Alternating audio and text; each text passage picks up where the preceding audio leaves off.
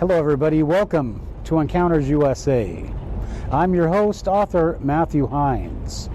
Behind me, I have the majestic Olympic Mountains coming right into view. Today, we are going on a field research expedition out to the west coast of Washington State. We're going up into those mountains. And why? Because there have been at least 3 people that have disappeared in these mountains without a trace. And we're going to go looking, well, there's been more, but we're going to go looking at the specific cases of Bryan Johnston, who disappeared near Rosette. We're looking at this case of Bryce Herda, who disappeared near the Makah Indian Reservation. And we're going looking for the missing Jacob Gray, who disappeared up near the Sol Duc Hot Springs near Lake Crescent. Now, we're not only going to go look for where these people have disappeared, we are also going to go look for specific cases of where Bigfoot has been sighted. It's going to be a fantastic show, so you don't want to miss a single minute of this great, beautiful Pacific Northwest Olympic Mountain, Olympic National Park, Missing 411 episode. So stick around. Hello everybody and welcome to Encounters USA with author Matthew Heines. If you're looking for alien incidents, Bigfoot brouhahas, or Dogman dealings, we have the podcast interviews, field research, and field interviews you're gonna love. Don't forget to subscribe on YouTube and check us out on Patreon. Now, on with the show.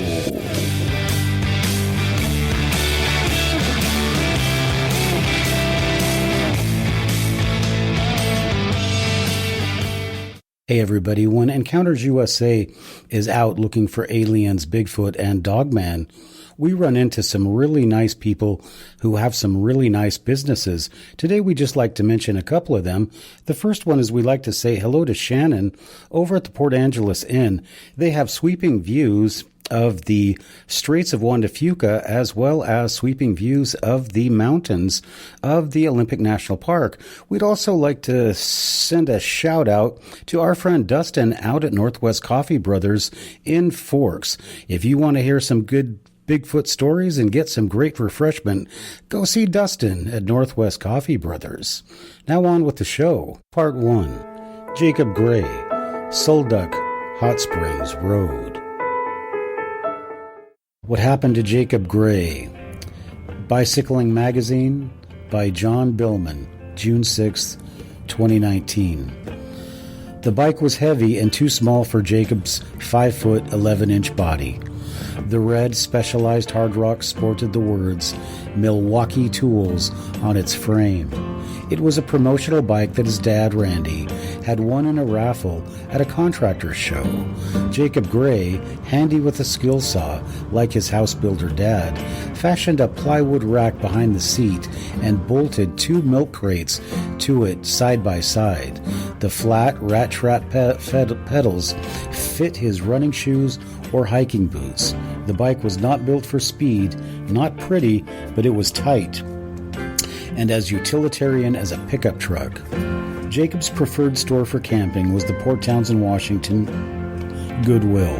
He loaded his second-hand yellow and red Burley child trailer with pots, pans, wool blankets, a roll of duct tape, a toolbox, stove, deck of cards, a Holman Bible, a tent, fuel bottles, a case of Mountain House dehydrated meals, 2 first aid kits, carabiners, climbing crampons, a bow and quiver of arrows, a rain poncho, sleeping bag, and enough tarps, rope, and bungee cords for a 1-ring circus.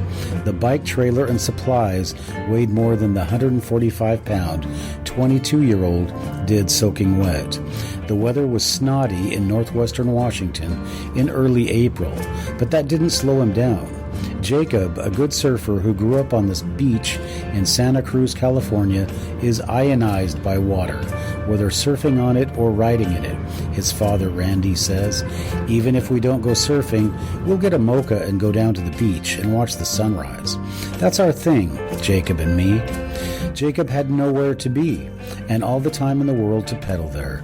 He didn't tell anyone where he was going, not even Wyoma Claire, his grandmother, with whom he'd been living in Port Townsend.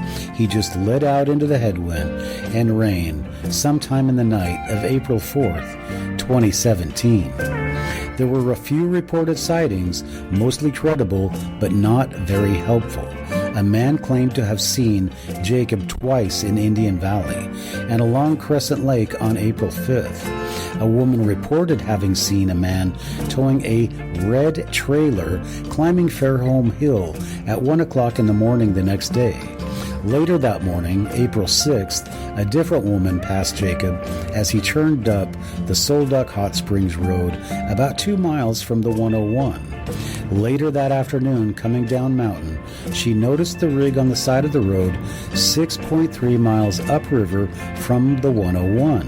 She was curious enough to snap a quick photo of the abandoned contraption, a flash of red and yellow against the green of the forest. It wasn't a good place to camp or stash a bike for long. It was highly visible, yet not 10 yards from the road, 20 from the river. A ranger recalled having seen the bike and gear, but just figured the rider was on a short excursion on foot. No one gave it much thought. Touring cyclists are common in the area, and Jacob was the first robin of spring.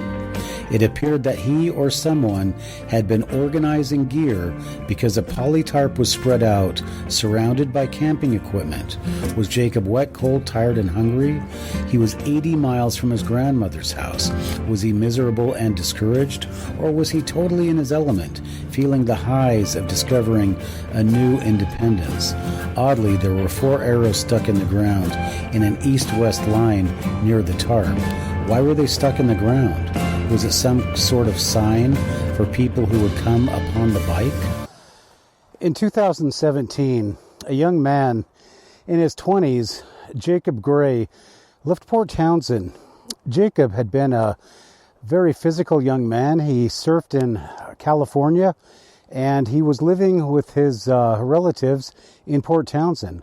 Now, Port Townsend is about, as the crow flies, it's probably about 60 miles. By road, it's probably closer to 100 miles from this point where we start to enter the Sol Duc Hot Springs Road. So this was where Jacob, after riding through the towns of Sequim, Port Angeles, riding all the way around Crescent Lake, made his way here to the Sol Duc Hot Springs and turned off on this road on his way to destiny. As Jacob started up this road, he had on the back of his bicycle, which according to Bicyclist magazine was basically a bike that was too small and not really fitted for this kind of a ride. But Jacob had with him not only the bicycle, but he also had a trailer on the back which held a lot of his belongings, and he was going up this road. Now, as Jacob was making his way up this road, we don't know what it was that was going through his mind. A lot of people that have looked into this mystery have said that Jake was in a depressed mood. He was a young man, he had his life ahead of him, and obviously he was in good shape. So by the time Jacob reached this point in the road, we have to remember that he had had a very, very, very exhaustive bike ride. And he had ridden, I would say, at least 100 miles over very difficult terrain. And we also have to remember, where we are doing this in the end of the winter of 2020, Jacob undertook his journey during the summer of 2017. Now, here there's no cars. The weather is fairly cool. Luckily, there's no snow. But the difference between now and the time that Jacob undertook his journey, and still he had quite a ways to go to get up to the hot springs and beyond. So as we reach this point, and as Jacob reached this point, we have to wonder, ride all the way from Port Townsend to this spot with just his goal just a few miles ahead. one has to wonder if depression really would have been on Jacob's mind.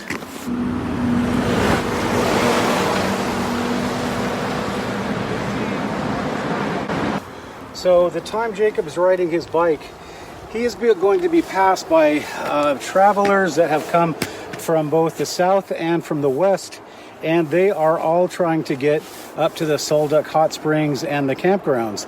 So with all of that going on, would Jacob really be that depressed, or would the party atmosphere have maybe put him in a different kind of mood? So here it was, on this very road, that Jacob Gray entered the Soleduck Valley. Now, unfortunately, it's too early in the year, and campers and tourist traffic is not allowed to go up into the park. But at a future time, we will go up and we'll examine the spot where Jacob Gray disappeared. Now, that spot is actually from the road where we started up here. It's about 6.1 miles, according to the reports that were posted. So this is where Jacob Gray rode into destiny. Now, all around us we have pristine woods. It's all Olympic National Park. So the mystery, according to some people, especially people in the Bigfoot community, people like Derek Randalls and Tom Cantrell, they will tell you, did you hear something? We just heard something. What was that? That sounded really weird. That did not sound like a bear. So we have just heard a noise here. And anyway, according to the people at the Olympic Bigfoot Project and people like Tom Cantrell, there's no danger posed by Bigfoot. But as I keep saying, that you have to look at the likely suspects. Now, Jacob Gray rode his bike up a road similar, actually not similar, on that. He rode up to his destiny on this road here. Now, we don't know what happened to Jacob Gray. We know what they say happened to Jacob Gray. But as we're standing here, my wife is actually behind the camera, and we just heard a noise that really sounded like a primate. And I don't know if it'll get picked up on this mic, but that was not a bear. It sounded almost primate-like. So I don't know what that was. I'm not going to sit here and tell you it was a Bigfoot, but it definitely got our attention. So for Jacob Gray, we just want to say that this is in memory of him, and we want people to always remember Jacob. And when you remember Jacob, remember the forests and the natural wildlife that he loved and that he wanted to see, and that he went into destiny trying to find, and probably trying to find himself. So we'll pick up this next report at the spot where another young individual disappeared, and we're going to head up to the northwest coast for that. Remains found in Olympic National Park identified as missing hiker. This in the Peninsula Daily News by Jesse Major, August 17th, 2018. Olympic National Park, human remains discovered in a remote area of Olympic National Park over the weekend have been confirmed to be those of Jacob Gray. The King County Medical Examiner's Office used dental records to confirm his identity Wednesday, and the initial thought is that Gray, who was 22 when he died, did not die of trauma, said Clallam County Deputy Coroner Christy Wanowiski said the doctor will further examine Gray's remains for the next couple of days to confirm that Gray's death was not the result of a traumatic event. The King County Medical Examiner's Office has not released an official cause or manner of death. Randy Gray, Jacob's father, said investigators told him they believe his son died of hypothermia. Gray, originally from Santa Cruz, California, left Port Townsend alone on his bicycle April 5th, 2017, towing a trailer full of camping gear. The bike, trailer, and most of his gear were found about 6.5 miles up Sol Duc Hot Springs Road the following day and were reported to Olympic National Park rangers. We're out at the entrance to the Soleduck Valley, where yesterday we were doing a story on the disappearance of Jacob Gray. And right over there, I was filming a segment right at, this is basically the entrance because it's too early in the season to get up to the park. But from behind where the camera is right now, we heard a amazing noise. Tom Cantrell, they will tell you. Did you hear something? We just heard something. What was that? So I'm going to do a little bit of bushwhacking and try to get over there and see if there's something there that might indicate what this noise was, because I've never heard anything like that before. So it was pretty freaky. And so let's go check out what could possibly be there, or where it could have come from. And maybe we'll see some signs of a Bigfoot. Because of a theory that I have that a lot of these disappearances have something to do with our friend Bigfoot. So when we heard that noise yesterday, we're about 6 miles from the place where Jacob Gray disappeared, and the noise we heard was from over here. So what we're going to do is we're going to go over and take a look, but it's really interesting that you would have heard such an interesting noise in a place where somebody has disappeared. And it was definitely a primate type grunt. So let's go over and see if we can't find some more evidence of something living around here. Talked about earlier when we're talking about our list of usual suspects. Well, we're out here in an area that definitely could support something as large as a Bigfoot. So let's see what's up here, because yesterday and I saw a blue tarp. So what I'm really focusing on right now is just finding that tarp, because whatever made that noise, it came from that distinct area. And that tarp definitely could have been something that would have attracted something like an animal or even primate. So I just want to go down and see if I can find that tarp.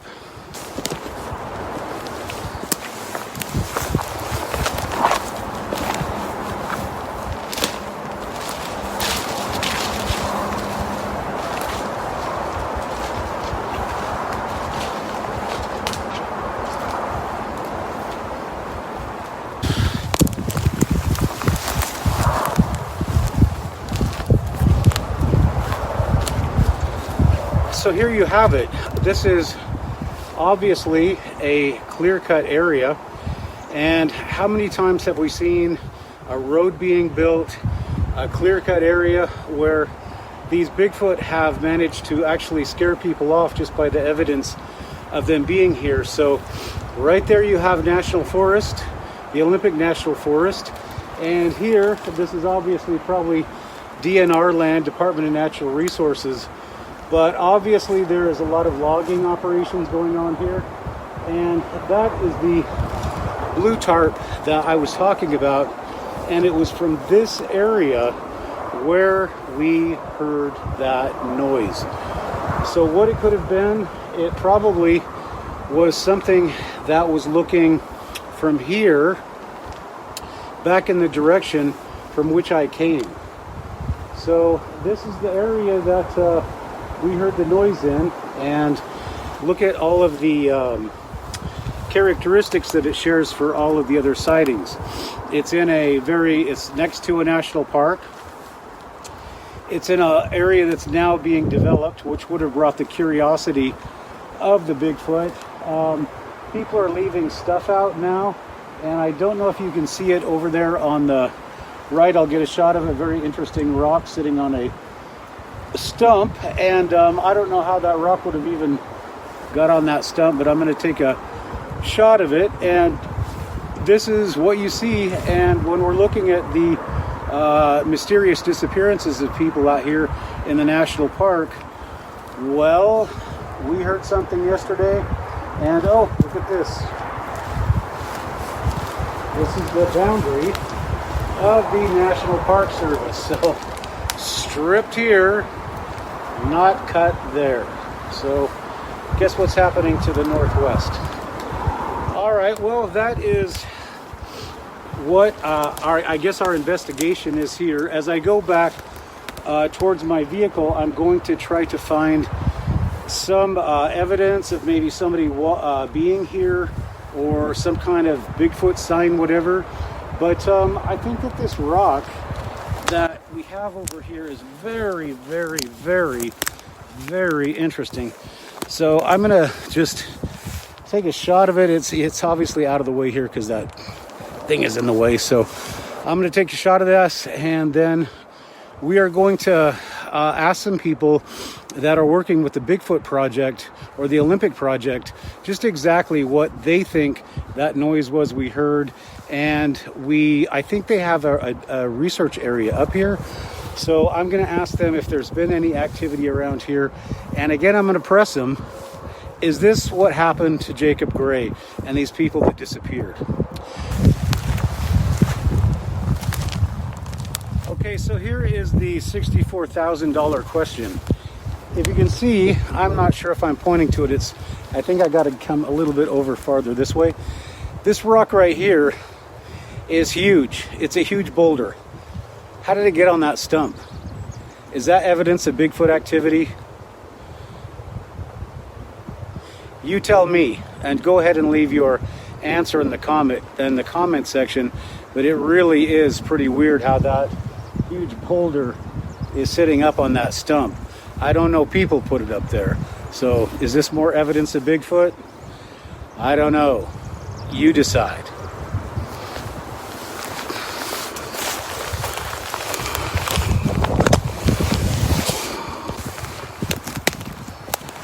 Well, there's one thing I said I would never do in my Bigfoot experiences or UFO experiences and Dogman, and that is this.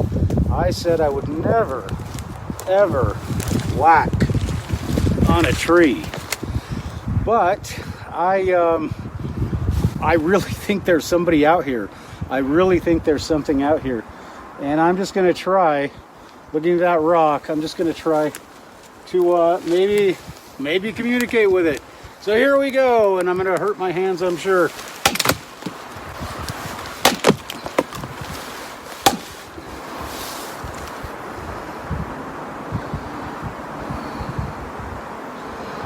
So I'm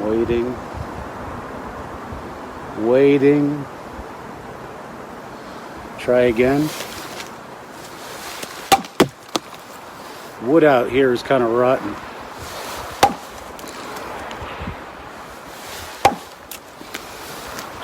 I don't think you can hear that from 5 miles or 5 feet away. But we'll listen. See if we can't get some kind of activity out of here. So I'll put my camera down in the valley here, and I will do another whack on the tree here, on this tree here. See if anything happens.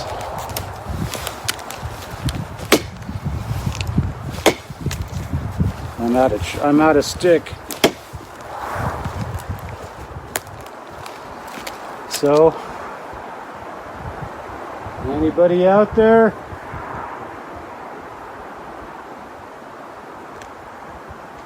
Anybody out there?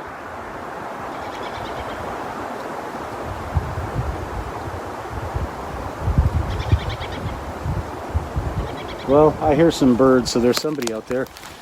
Well, all right. I don't want to spend a lot of time because we've got another project we're working on. But this is where we heard the Bigfoot.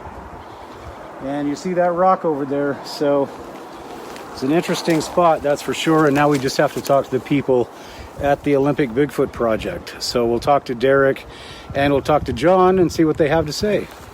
Makah Indian Reservation. She Beach. This is the Makah Indian Reservation at Nia Bay. We're on the northwest coast of Washington State. The very tippy-toppy, if you might say.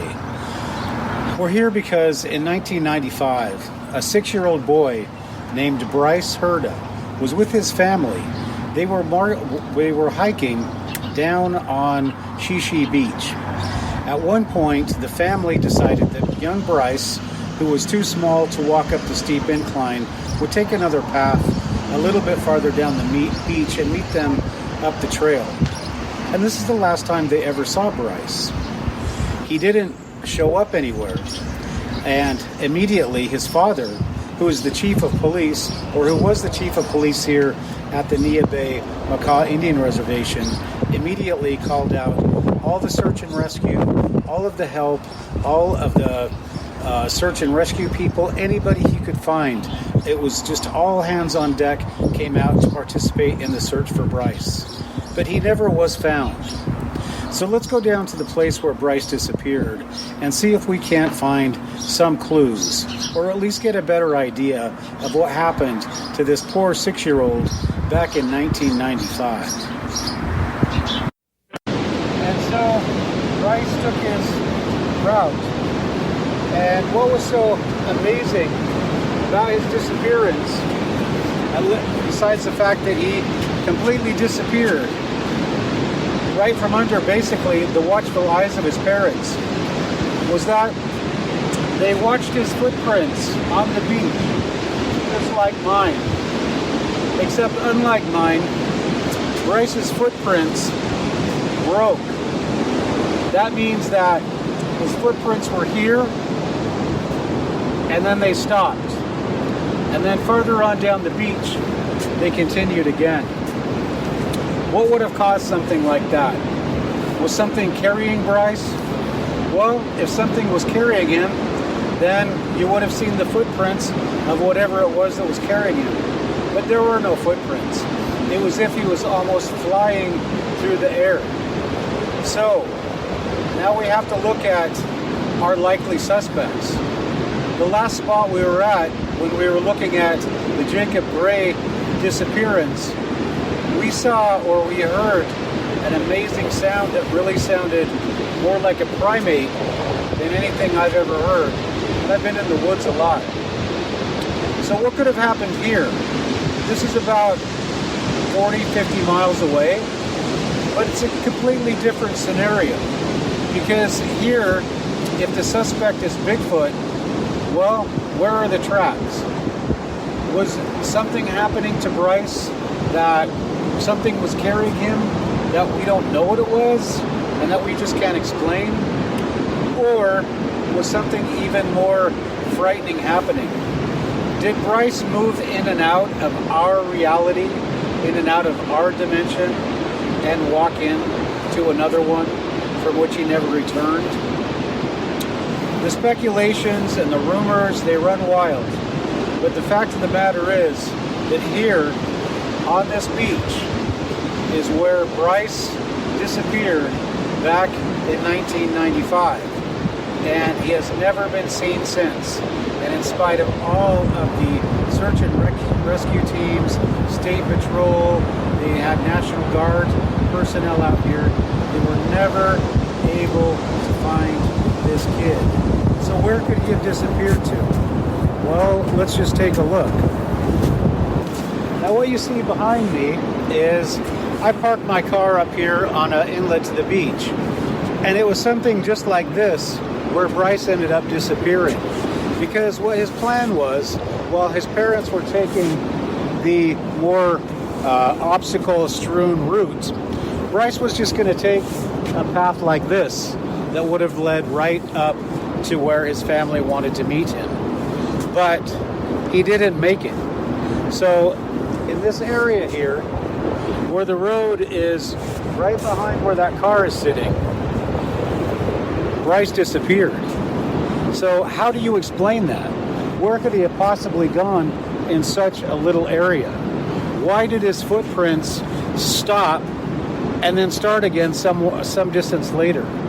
All this stuff is really, really hard to even comprehend, and the fact that it's a true story makes it even harder to comprehend. So this is the second of our missing I want to say 411, but these are missing people from Washington State, and this happened in 95. Now, we're going to go to our third disappearance out at Lake Ozette, and we're also going to look at, again, our usual suspects. We're going to look at some nearby Bigfoot sightings. Now, I just want you to notice that I'm going to show you a couple things of where we are. Now we're going to go to the site of our third disappearance. That is at Lake Ozette. Now, Lake Ozette lies south of here. This is the very northwest corner of the United States.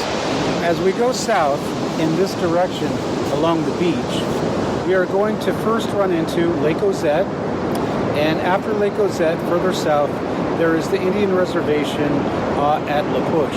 That is the Quileute Indian Reservation, and we're going to stop there because, as we talked earlier, we have missing people and we have suspects. We're going to go to Lake Ozette, where a gentleman named Bryan Johnston disappeared in 1997 without a trace. But we're also going to go to some spots where, in the past, credible sightings of Bigfoot have been made and reported and documented not too far away. The usual suspect, Bryce Herda, strange disappearances from U.S. national parks. This from Strange Outdoors, October 27th, 2017. Bryce Herda disappeared April 9th, 1995, Shishi Beach Trail, Olympic National Park, Washington. 6-year-old Bryce Herda was out hiking with his family on Shishi Beach, southwest of the Makah Indian Reservation, close to the Olympic National Park, west of Seattle, when he disappeared on the early evening of April 6, 1995. At the time of his disappearance, Bryce was 4 feet tall, weighed 60 pounds, with a medium build, brown eyes, and light brown hair. He had a medium complexion, was of Native American Caucasian race, and had a 1-inch vertical scar in the center of his forehead by the hairline and a 1/8-inch mole on his right temple. Bryce was last seen on the beach when his family left to walk up an adjacent trail, and since he was unable to walk up the trail, they agreed they would meet him back at the beach. When they returned, he was nowhere to be seen. The boy's grandfather was chief of police when he went missing, so resources were deployed quickly and in number. People began searching within 45 minutes of his disappearance, with some 30 searchers, including Coast Guard helicopters, combing the area he was last seen. The search lasted through the night with increasing numbers of ground and water crews equipped with special equipment searching for any signs. Dog teams and more crews joined the search the next day, and within a week, thousands of people, including U.S. Air Force personnel, rock climbers, and divers, had been concentrated in the area. Other searchers searched the coastline and drove off roads. After a week of searching, agencies called off the search, but Bryce's family continues to look for the boy. Footsteps were discovered, but were intermittent. The family believed that Bryce had been kidnapped, particularly since no trace of him or his wet clothing was ever found. The nearby Ozette Trail had led to a homeless community. The police believed he may have been washed out to sea, but his body was never recovered from the water. The question is, why could he not accompany the rest of his family up the trail from the beach, and how long was he left on it before their return?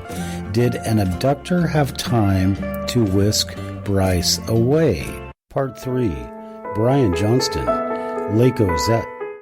This is the Lake Ozette trailhead, and it is in almost the very northwest corner of Washington State, only we've been up to Shishi Beach to the north of here, and we are at a point where in 2013, on August 28th, a 71-year-old man from Seattle came out here to do a 3-day hike.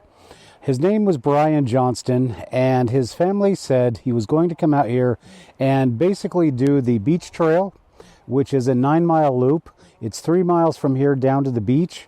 And from here, from this parking lot, this is the last thing that anybody saw of Bryan Johnston.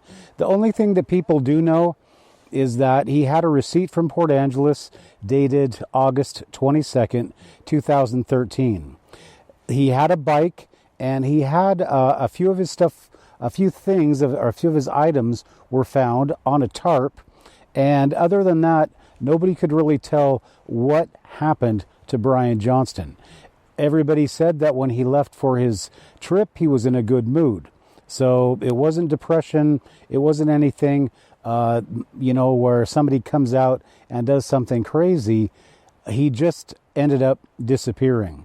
So on this leg of our journey, what we're going to be looking at is we're going to be taking the path that Bryan probably took on his last outing. But as we go and look at where Bryan hiked, we're also going to go down to the beach on the Pacific coast, and we're going to look at a sighting that happened in 1984 with a group of school kids who saw a Bigfoot right down here, a little ways down the beach. So we're just going to go down, and as we travel along, we're going to show you the terrain, we're going to show you the trail, and then we're going to come out on the beach, and we're going to try to find the place where these children, these school kids, on an excursion in the summer, saw a Bigfoot. And now I just want to point out that Bryan Johnston ended up missing at the end of August. These children also had a sighting during the summer. So there seems to be, and I'm not saying that Bigfoot took Bryan Johnston, I'm saying nobody knows what happened to him. And again, we're looking at the usual suspects. But if there is Bigfoot activity here, and we know there's Bigfoot activity up in Nia Bay, we know there's Bigfoot activity to the south in La Push, this could definitely be what happened to Bryan Johnston. So let's go ahead and remembering Bryan, and we want to make this, we want people to remember the people that come out and do these things because they love them, and the ones that don't come back, we should always remember in our hearts.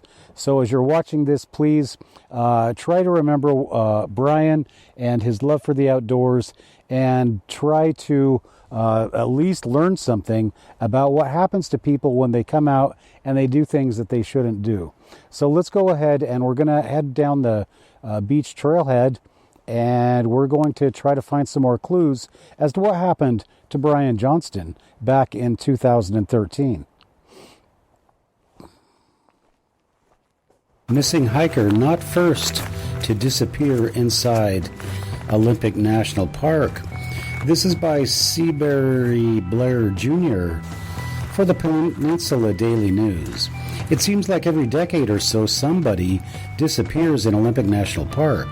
This decade, it's Bryan Lee Johnston who vanished last month, reportedly while hiking in the Ozette area of the park. More than 50 park rangers and volunteer search teams from at least 3 counties have been looking for any clue as to Johnston's whereabouts. They haven't found anything but his truck, parked at the Ozette trailhead. Inside, rangers found receipts from several Port Angeles businesses dated August 22nd, the day he left his Seattle home. The 71-year-old had planned a 2 or 3 day hike on the Ozette Loop Trail. That's about a 9-mile loop that follows mainly a plank trail for 3 miles northwest to the Pacific Ocean, then turns south along the beach for 3 miles, then follows a second plank trail inland for another 3 miles to the trailhead. It is virtually impossible to lose the plank trails, but the portion of the hike along the beach could be rough, especially if tides are high and one must climb around a couple of steep headlands. Those areas have been extensively searched, according to Barb Main's park spokeswoman. Rangers also have searched far south of Sand Point, where the trail turns inland. They continue to investigate by talking to people who may have seen him and distributing flyers with his description: white hair, worn in a ponytail, blue eyes, standing 5 feet 10 inches tall. Jenny Longfellow, Johnston's older sister, has said she strongly believes he's still alive and is waiting his knock at the door of her Port Angeles home. "I pray every night he will come," the 86-year-old woman said last week, "and I'll take a walk with him any place he wants to go." But as of Thursday, nobody had seen Johnston for 21 days. At least 3 other people have disappeared while hiking in Olympic National Park in the past 25 years.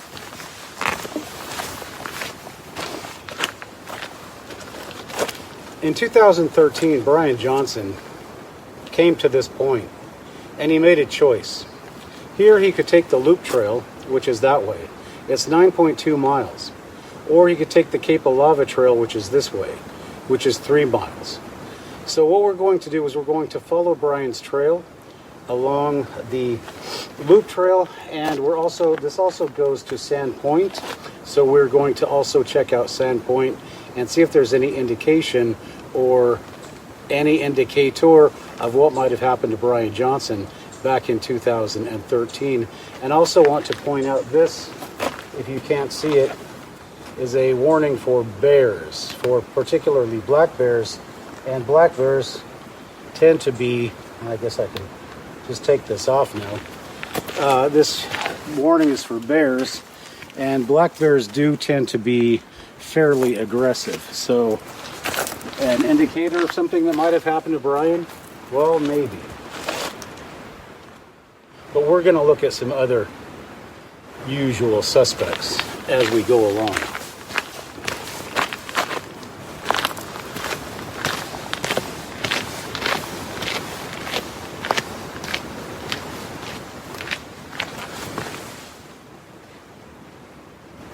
He just vanished into thin air, this story in West Side, Seattle. The circumstances of Bryan Johnston's disappearance are maddening as they are elusive. "He just vanished into thin air," said daughter Kelly Hubbard, sitting inside the historic Johnston home in the Sunset Hill neighborhood. After 2 months, she and her mother, Susan Johnston, still have no evidence, no closure on what happened to Bryan.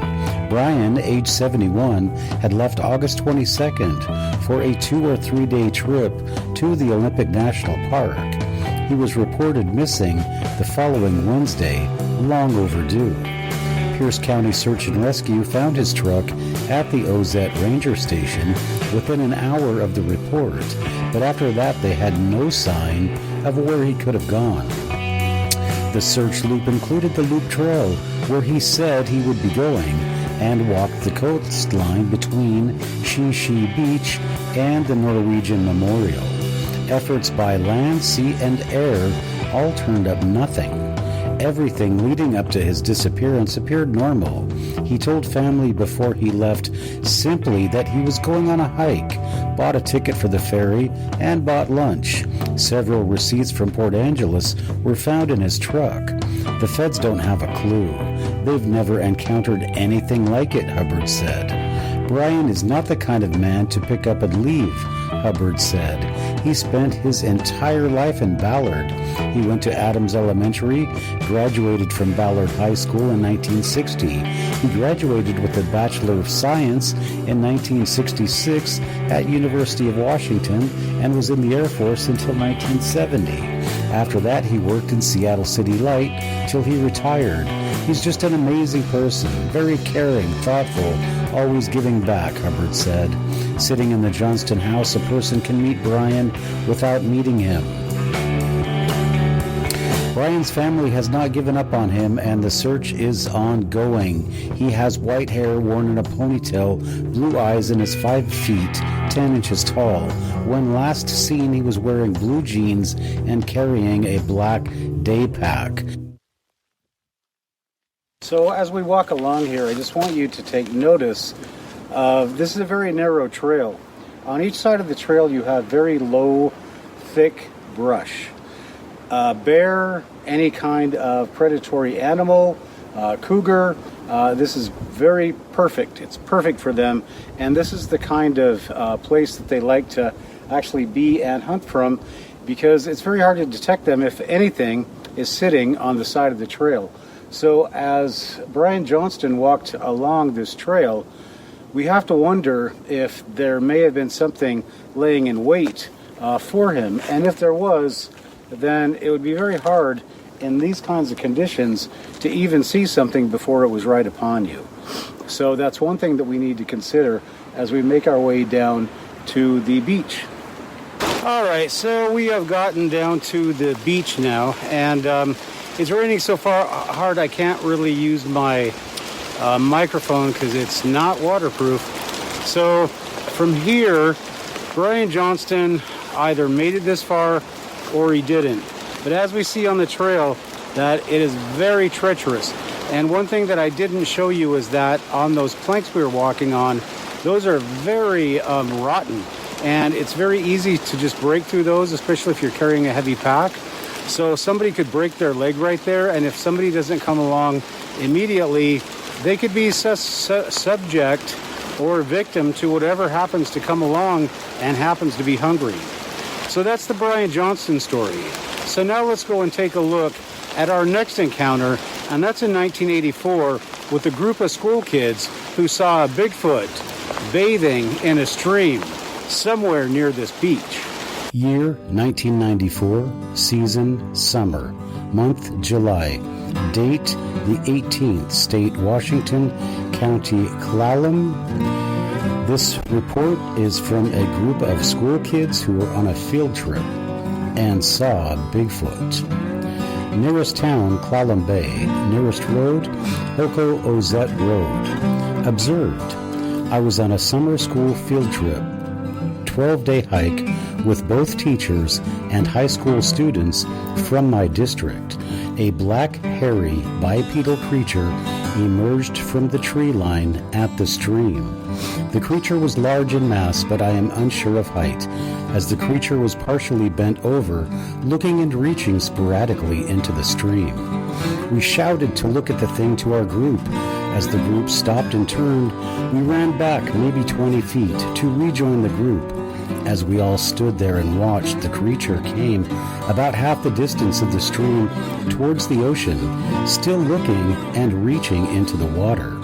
While this was occurring, somebody started to whine as in fear, and the teachers with us began saying, "Calm down, it's not what you think. Just relax. We know what you're thinking, but trust us, it's not. Just calm down." Nobody up to this point had said the word Bigfoot yet. But then, as I remember, someone saw the other group way down the beach and tried to shout a warning to them. They yelled, "Look, Bigfoot!" At this point, the creature stood up and looked directly at us for a few seconds.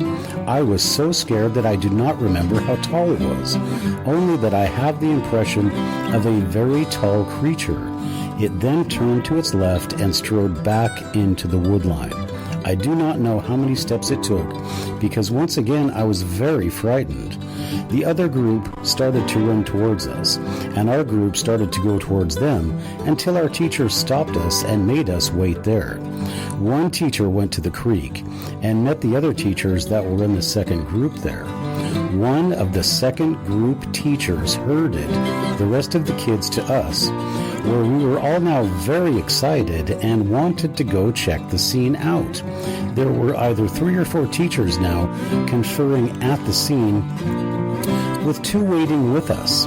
When the other teachers came back, they said what we saw was not Bigfoot, but just a black man who was camping in the tree line. They said that he was naked, and that's why he was all black. I remember someone asking if they had talked to this man, and we were told to ignore it, forget about it, and just plain drop the subject. All the teachers then started to really sell the black man story, but we were not allowed to go and see him for ourselves. Only a few of us kids believed this at all, and this was the start of a few other incidents that happened to us along the way. Also noticed, every day from that time thereafter, we all felt like we were being shadowed. Anytime we were in a cliff or steep slope, area rocks would always fall either in front of the group or behind the group. In these areas, there was always tree cover on top of the cliff or slope, and nobody ever mentioned seeing anything. We made another day trip to Allen's Bay at the southwest portion of Lake Ozette to bathe after spending the day before repairing some benches and, I believe, a latrine at the Norwegian Memorial. During our hike to Allen's Bay, we all heard occasional heavy crashing in the woods.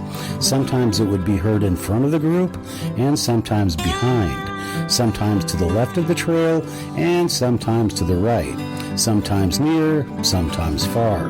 The crashes would sound like a piece of heavy debris of some sort falling through heavy undergrowth. They were never heard right after the other, and the duration between crashes was always different.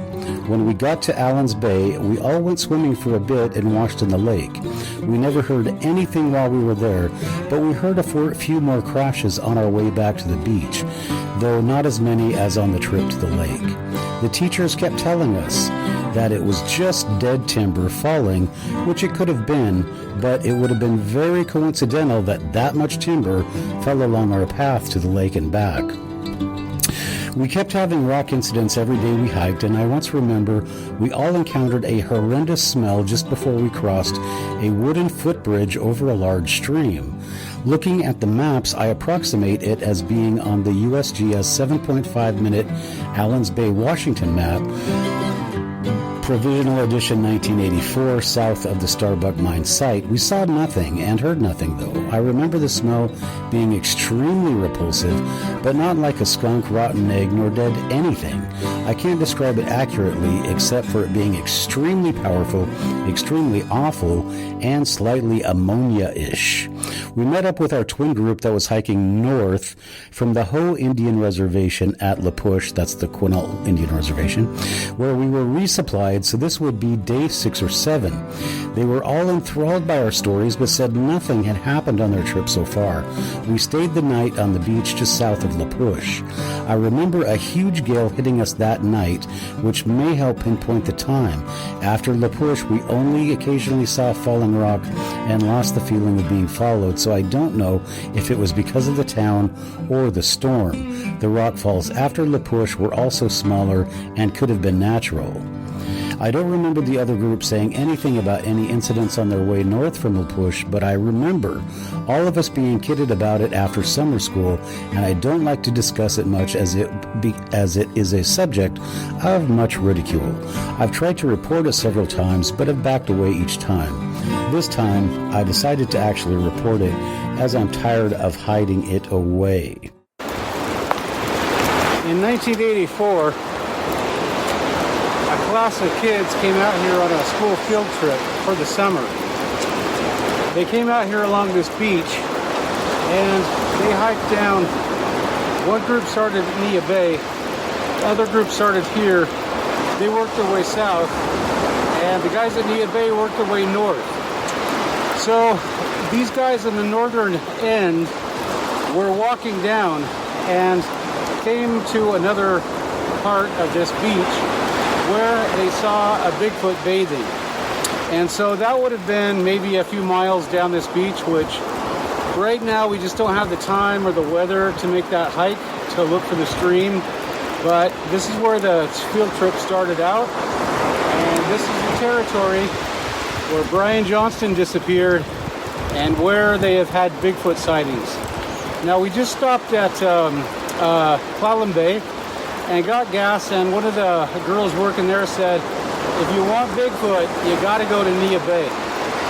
Well, we were at Nia Bay yesterday, and so we know that there is a really good likelihood that Bigfoot lives nearby. All right, so this is the end of my report. I'm out here at Sand Point off of Lake Ozette, and this behind me is the lovely Pacific Ocean, and above me is another ocean getting ready to dump on us. Hey everybody, this is La Push. In the year 2000, Officer Rich Germeau was here on this road on patrol. when right in front of him, from this spot here, as far as we know, a Bigfoot crossed from out of this brush, crossed right in front of the officer. And then, according to his story, the Bigfoot then went and followed a path up on that chain link fence. It went around to the edge there, and then it disappeared. So the local villagers have a lot of Bigfoot lore. In fact, we can't take a picture of it right here because they asked us not to, but on the totem of the entrance to the cemetery, there is a white Sasquatch, but they asked us not to take pictures of it, so we're going to respect that. So in the year 2000, there was a Bigfoot sighting here, and a lot of Bigfoot sightings recently around this general area. And then from our last sighting out at Lake Ozette, where these kids, one of their groups started actually from here down on the beach and worked their way northward. And then the people or the kids that came from Lake Ozette started from Lake Ozette and worked their way south.